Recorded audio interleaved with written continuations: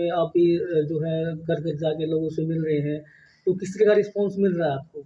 देखिए, आज हर वर्ग, मैं जहाँ पे भी गई हूँ, अभी हमने परिवर्तन यात्रा के माध्यम से जब गांव-गांव हम गए, तो हर वर्ग ने एक ही बात कही है कि राज चौधरी ओम प्रकाश जी चौटाला का था, जिसमें हम सबकी सुनवाई होती थी। छोटे से छोटे कार्यकर्ता से लेके बड़े से बड़े कार्यकर्ता की सुनवाई होती थी। हरियाणा प्रदेश का विकास होता था, गांव-गांव में सड़कें बनाई जाती थी, नई योजनाएं लाई जाती थी, सरपंचों को विकास के लिए करोड़ों करोड़ों रुपए दिए जाते थे। हर एक जगह हमें ये बात सुनने को मिली और आज लोगों ने ये मन बनाया है कि आने वाला 2024 में इंडियन नेशनल लोकदल की सरकार बनेगी। मैम क्या कहना चाहेंगे दुष्यंत चौटाला के बारे में जो लगातार जी आप पत्रकार हैं, आप इस बारे में ज़्यादा बता सकते हैं। हम तो ये कहते हैं कि ये गठबंधन है ही नहीं, ये तो ठगबंधन था और ठगी ठोरी में तो माहिर हैं वो सब। तो मैं तो इस चीज़ में जाऊंगी नहीं, कब टूटेगा और कब रहेगा। हाँ, जब ठगी के माल का बंटवारा गलत होने लगेगा तब ये ज़रूर टूट जाएगा।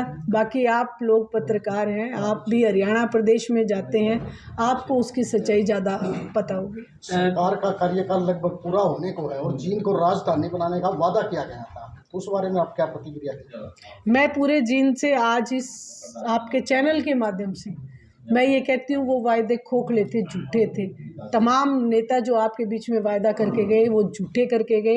एक बार आप अभय सिंह जी चौटाला पे इस वायदे को लेके विश्वास करके देखें तो आपको ये पता चलेगा अभय ही सत्य है और जींद का विकास हर हालत में किया जाएगा। आप इंडियन नेशनल लोकदल को मौका दें। एक मामला काफ़ी सुर्खियों में है मैडम के जो शिक्षा का हलफनामा अभय चौटाला जी के ऊपर काफ़ी सुर्खियों में चल रहा है, इस मामले में क्या कहेंगे?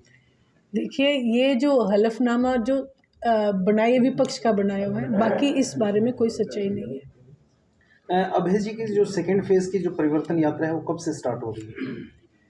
अभी राजस्थान के इलेक्शंस हैं 25 नवंबर को, उसके बाद से आपके पास डेट भी आ जाएगी, लिस्ट भी आ जाएगी। उजाला स्कूल का एक प्रिंसिपल का मामला बड़ा किस तरीके से देखते हैं, उन बच्चों के लिए नए के लिए आप क्या कहना चाहते हैं? देखिए, मैं तो यही कहूँगी कि इससे शर्मनाक घटना नहीं हो सकती, क्योंकि जहाँ शिक्षा का मंदिर के बाद यदि किसी को मंदिर का तक अगर हम देते हैं तो वो शिक्षा का संस्थान होता है। वहाँ पे अगर इस तरीके की घटना होती है तो ये समाज के लिए कोई अच्छी बात नहीं है। तो सामाजिक तौर के ऊपर मैं यही कहूँगी कि ऐसे लोगों के ऊपर संज्ञान लिया जाना चाहिए। सरकार को इस बारे में सोचना चाहिए कि जहाँ वो स्कूलों को बंद कराने के ऊपर ज़्यादा ध्यान दे रही है तो वो सुरक्षा के मामले में बेटियों की सुरक्षा के लिए संज्ञान लें। मैम दुष्यंत चौटाला के बारे कह रही है राजस्थान में अब की बार पिछले यहाँ पे उपचुनाव हुए थे हरियाणा प्रदेश में, कहीं चाबी दिखी आपको? कहीं नज़र नहीं आई, ना चाबी, ना झंडा, ना कैंडिडेट। तो उनका विलय बीजेपी में हो चुका है। वो बीजेपी की टीम बन के राजस्थान में गए हुए हैं, वो अपने लिए नहीं, वो बीजेपी के लिए काम कर रहे हैं। इसलिए मैं तो यही कहूँगी कि उनकी बातों के बजाय अब हरियाणा प्रदेश के विकास, आज हमारा मुद्दा क्या है, मैं पत्रकार भाइयों से आपसे एक अनुरोध करूँगी, आज महंगाई के लिए आप बात कीजिए, अब बेरोज़गारी की बात कीजिए, आज जो गांव में जो एक विकास नहीं हो रहा उसके ऊपर बात कीजिए, बजाय नेताओं के आम लोगों की बात कीजिए। वो अपन जरूर करेंगे। आप तो फौजी हो, आपको तो मैं इस चीज़ को समझा ही नहीं सकती, क्योंकि आप लोगों ने जितनी वो कर रखी है वो शायद ही हम लोगों ने कर।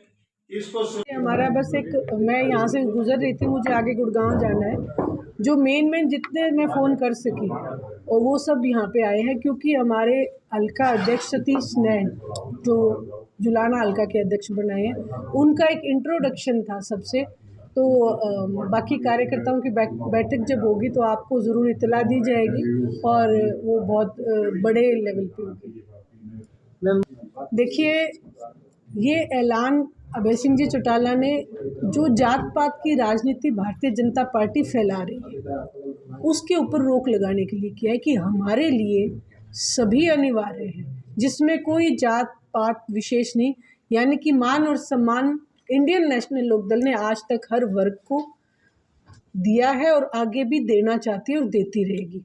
वहीं दूसरी बात कि अभय सिंह जी चौटाला ने अगर ये बात कही है तो वो उसको इम्प्लीमेंट ज़रूर करेंगे, क्योंकि और पार्टियों की तरह उन्हें ये नहीं कि हाईकमान क्या कहता है, क्योंकि हमारे हाईकमान आदरणीय ओम प्रकाश जी चौटाला है और उनका एक ही कहना है कि जब भी कोई बात करके आओ तो वो सच के आधार पे करके आओ, झूठी आम भर के तो कभी पास ही नहीं आने देते। विधानसभा चुनाव के